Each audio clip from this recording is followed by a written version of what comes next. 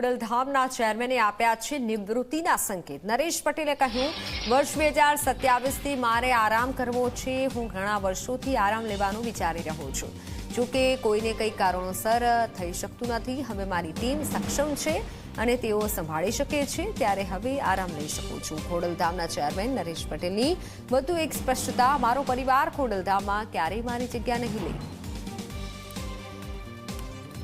નરેશ પટેલે જે વાત કરી છે તે આપ જુઓ કે જ્યાં ખોડલધામના ચેરમેને નિવૃત્તિના સંકેત આપ્યા છે કે 2027થી મારે આરામ કરવો છે, હવે આરામ લઈ શકું છું।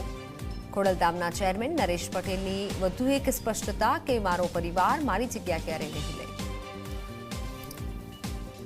હવે મને કોઈ ડાઉટ નથી કે સક્ષમ ટીમ, મારી પાસે આટલી મજબૂત ટીમ જ્યારે હોય ત્યારે કદાચ હું થોડોક આરામ કરું તો પણ વાંધો નહીં।